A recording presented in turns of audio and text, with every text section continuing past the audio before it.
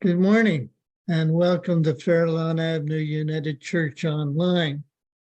It's first Sunday after Easter, and it's Earth Sunday, and it's Pink Sunday. We'll talk more about that later. Fairlawn is an affirming church, reaching out to everyone. And that's why we're hosting the Courage to Stand Up tour this afternoon. And I'll be talking about the details of that later. We are a reconciling church, conscious of our responsibilities as we meet on the traditional territories of our Indigenous peoples, with whom we join in caring for the fragile environment that we all enjoy. My name is Rob Metcalf, and I'm a voluntary associate minister at Fairlawn. And let's begin with a prayer. Loving Creator God, we gather here today to share our belief in you, to sing your praise, to thank you for our many blessings. Open us to your message of hope, and let that hope be motivation to serve you with love in the community in which we find ourselves. We pray this in Jesus' name. Amen. So now we're going to light the Christ candle.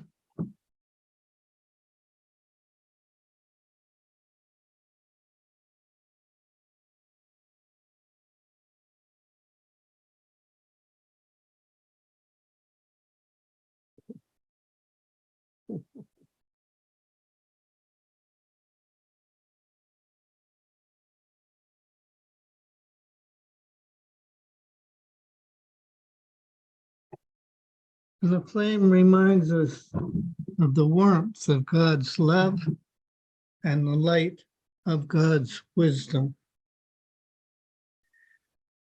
The community of the way, that is the Christian church, is known for peace among its members. The peace of Jesus be with you all. Let us wish each other the peace of Christ. Peace. So our scripture reading this morning is from 1 Peter, and our reader is Sue Metcalf. Today's reading is from 1 Peter, one of the epistles or letters in the New Testament. The letter was written to the followers of Christ in the northern part of Asia Minor, with the purpose of encouraging them while they faced persecution. 1 Peter verses 3-9. New birth to joy and holiness. Blessed be the God and Father of our Lord Jesus Christ. By his great mercy, he gave us new birth into a living hope through the resurrection of Jesus Christ from the dead, that is, into an inheritance imperishable, undefiled, and unfading.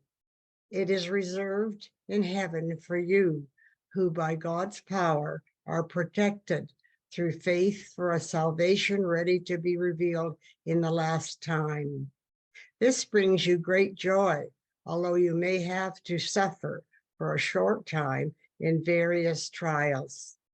Such trials show the proven character of your faith, which is much more valuable than gold. Gold that is tested by fire, even though it is passing away, and will bring praise and glory and honor when Jesus Christ is revealed.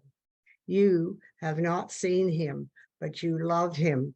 You do not see him now, but you believe in him, and so you rejoice with an indescribable and glorious joy, because you are attaining the goal of your faith, the salvation of your souls.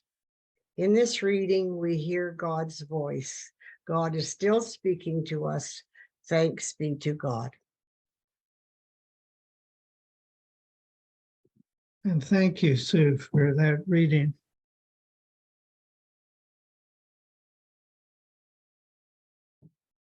If you were in the Fairlawn Tai Chi group, you already have heard this story. Sue and I were driving up to Blue Mountain Village and passing through Collingwood a couple of weeks ago. We came to a red light in Collingwood. There's a car ahead of us stopped.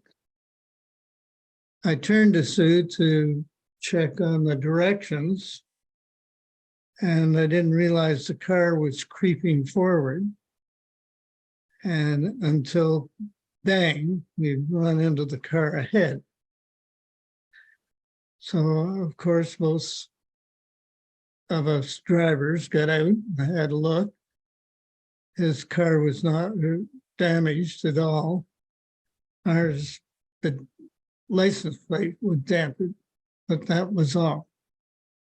So we parted amicably. I got back in the car and away we went to the Blue Mountain Village. When we got there, I missed my cell phone. I usually slip it into an inner pocket of the jacket I'm wearing.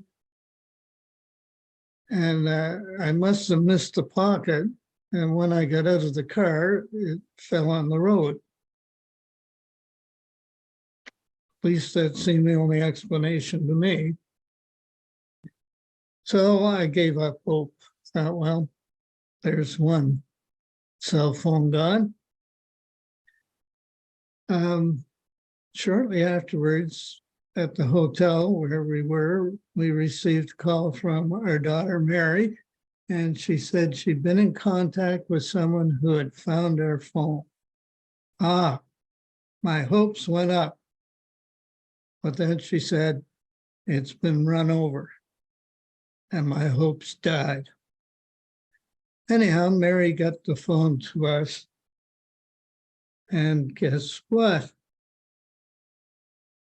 It works. A miracle. I think appropriate for this season of resurrection. Well, I want to talk about hope, on living hope in these weeks after Easter. What is hope? Hope is a desired outcome in life, an expectation of something desired. But there are all kinds of hopes. There's shared hopes, outlandish hopes, dying hopes, useless hopes, and living hope. Some wise people in our midst have talked about hope. Hope is being able to see there is light despite all the darkness. That was by Desmond Tutu. Now, of course, he saw a lot of darkness in South Africa and ultimately light. Learn from yesterday, live for today, hope for tomorrow. That seems like a pretty simple formula. And that would come from one Albert Einstein. Fear never builds the future, but hope does. Joe Biden. Hope is that thing inside us that insists, despite all the evidence to the contrary, that something better awaits us if we have the courage to reach for it, to work for it, to fight for it. And that comes from Barack Obama. So our reading today is about hope. I almost never use the epistle reading for a Sunday in which I'm preaching. But First Peter seemed appropriate for this Sunday. First Peter was almost certainly not written by Simon Peter, the disciple. It's improbable that a Galilean peasant fisherman, which Simon Peter was, would have the excellent Greek with which this letter is written. We can tell from the letter that it was written to God's chosen people in the northern area of Asia Minor. And the purpose of the letter was to encourage them in the face of the persecution they were going through, their suffering for their faith. It was probably written in the last decade of the first century, which would put it about 60 or 70 years after the life and death of Jesus.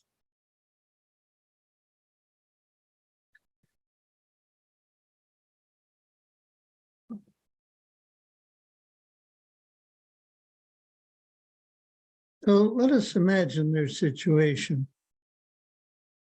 They're no doubt isolated in villages and towns in Asia Minor. They probably haven't heard anything about the church for some time. They're cut off. They don't receive news. And they're suffering persecution. And then they get this letter. This letter calls them to obedient work and witness in the world without surrender to the world's standards or demands. That could be a letter to us. The writer starts off by thanking God for the new life promised in Jesus' resurrection.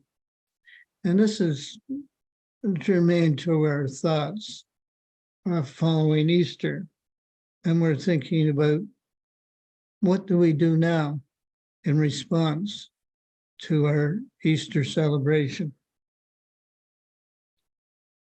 The writer says the resurrection fills us with living hope. Not dead hope, not any hope, but living hope. Hope for what?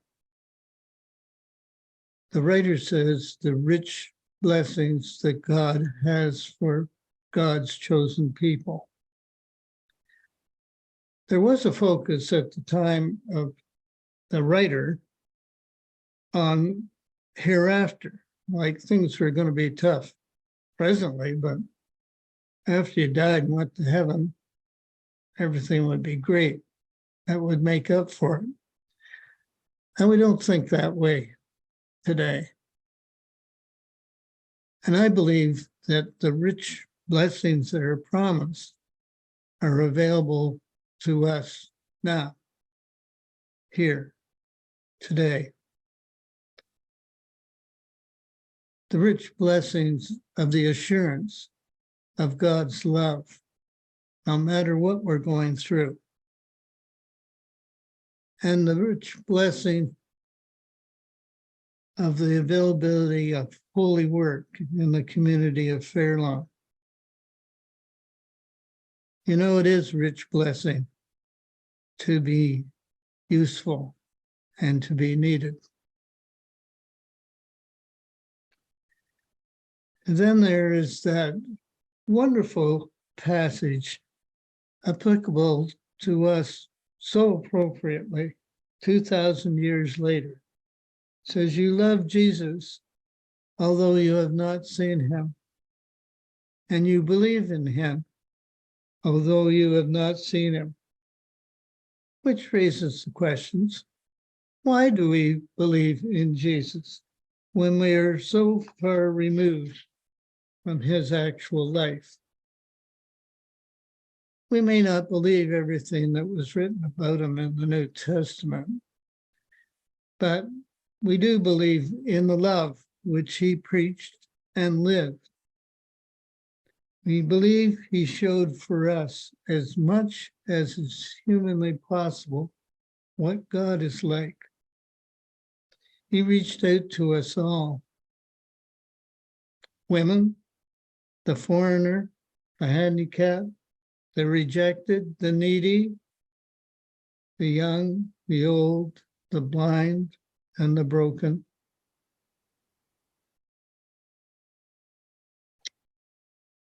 When I think of the broken, I think again of my cell phone.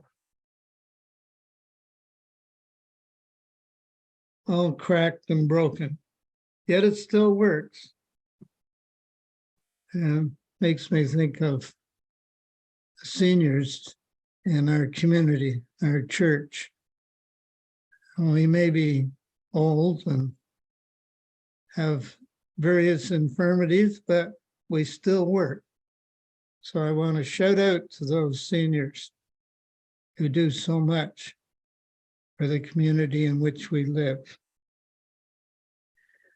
I want to conclude with a word from our moderator, Reverend Carmen Lansdowne, writing in the April-May issue of Broadview, which I have a copy here. That's what the front page looks like. And she was talking about a message of hope. And she wrote this: there is purpose and meaning in the life and ministry of Christ. In the spirit of that hope, what is the world you would like to create 10 years from now? For me, she says, the changed world that I would create would be one of deep spirituality, bold discipleship, and daring justice. Not just because that's the new call and vision of the United Church of Canada, but because I think those words perfectly express our faith. We need all three. It struck me that those three are very like our call and vision: to explore spirituality, experience belonging, and embrace action. We need all three. This is our Easter hope, our reason for Easter, our call to new life in the Spirit of God, our living hope. So be it. Thanks be to God.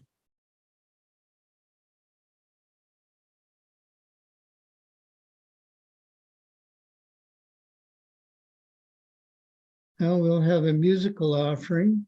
Now the Green Blade Riseth, with Meredith Hall soprano, Bernard Farley guitar. The music is 15th century French melody, arranged by Bernard Farley, and the words by John H.C. Crum, 1872 to 1958.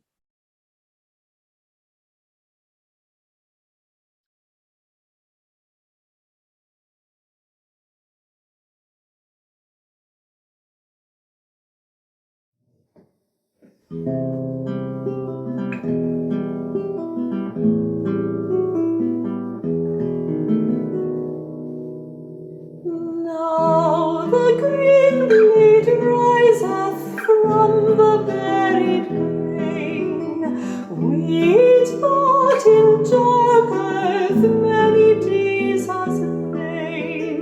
Love lives again, that with the dead has been.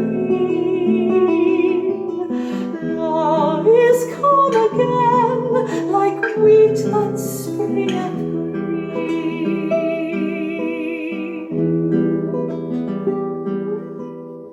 In the grave they laid him, love woman had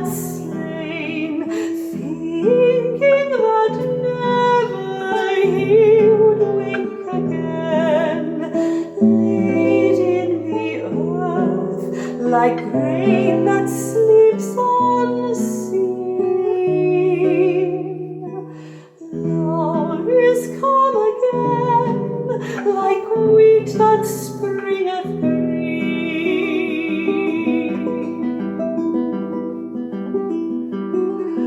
Forth he came at Easter, like the risen grain. He lodged for 3 days in the grave had lain. Quick from the dead, my risen Lord is seen. Love is come again, like wheat that springeth green.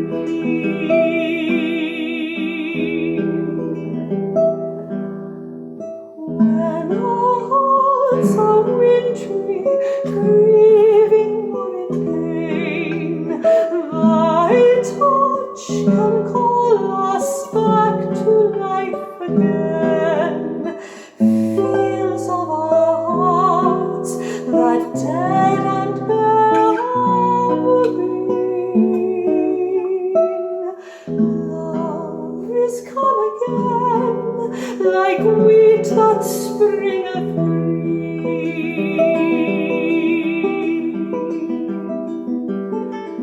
Now the green blade riseth from the buried grain. Wheat that in dark earth many days has lain. Love lives again, that with the dead has been. Love is come again, like wheat that springeth green. Love is come again, like wheat that springeth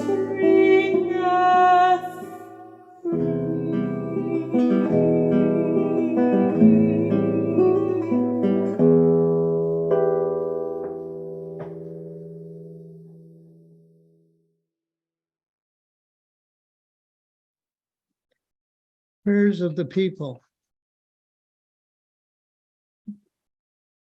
Let us share ourselves with one another and with God in prayer. Loving, living God, we come to you with our thanks, our concerns, our confessions, and our questions. We give thanks for this season of spring, with its signs of new life, promises of colorful blossoms, songs of birds and breezes hinting of summer. We confess that we have not lived as we ought, and we ask for your forgiveness. In silence, we make our personal confessions.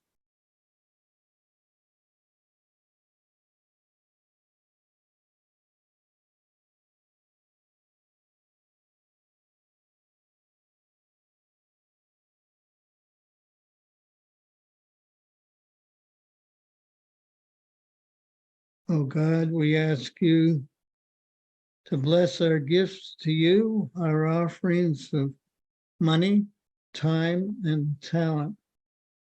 May we continue to support this faith community. We pray for peace in the warring areas of your world.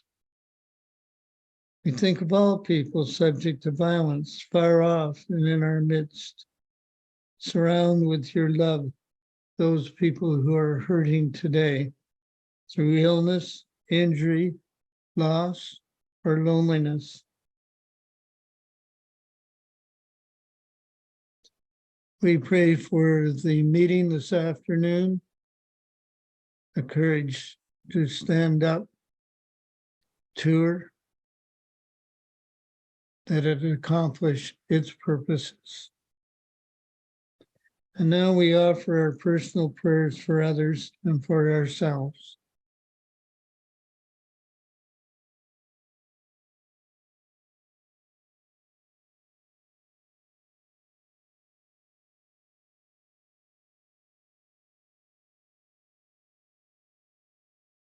Oh God, these are our prayers We praise them in the name of Jesus, who taught us to pray.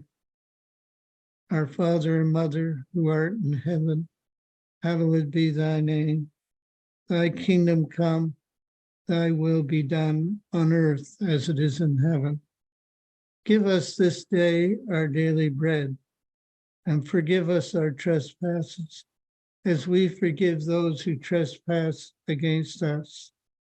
Let us not fall into temptation, but deliver us from evil. For thine is the kingdom, the power, and the glory, forever and ever. Amen. Living our mission, a number of announcements. Fairlawn plays host to the Courage to Stand Up tour, as I mentioned earlier, featuring Martin Boyce this afternoon from 1:30 p.m. Martin was a participant in 1969 Stonewall Riot, or uprising, and this is his only public appearance in the GTA during his cross-country tour. This event is a fundraiser to support our current refugee sponsorship in partnership with Rainbow Railroad. And we are thankful that our refugee Emmanuel has arrived and was present in our church last Sunday.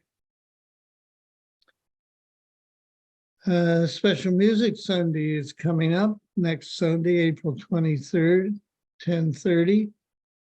Eleanor Daley and the Fairlawn Senior Choir with guest choristers and a chamber orchestra present at the Canadian premiere of Dan Forrest's Te Deum. This is not to be missed. Fairlawn's 60th annual book sale is April 27th to the 29th. It's only 2 weeks away. The sorters have worked very hard from early January, pricing and categorizing thousands of donated books, musics, and movies.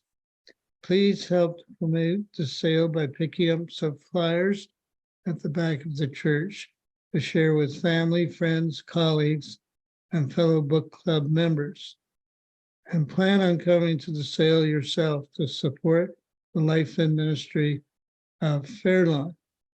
If you missed the wonderful shout out about the book sale in the editorial of last Sunday's Toronto Star, look for the link in greetings. This week, we started spreading 100 bags of contributed soil and mulch in our gardens. This has been made possible by a grant from Faith in the Common Good and includes native plant material to be planted at the end of May. Today is the start of Earth Week, so this is very appropriate, and we thank the gardeners who are doing the work. Go to For the Love of Creation website for further information on Earth Week. These details and more are in greetings. It is always available on our website, along with our events calendar at www.fairlawnchurch.ca. And now we conclude our service with a blessing. It's an old Celtic blessing. May the road rise up to meet you. May the wind be always at your back.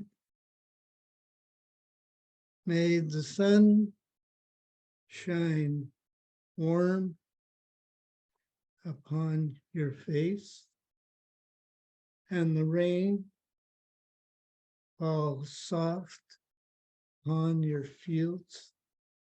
And until we meet again, may God hold you in the palm of his hand. Amen.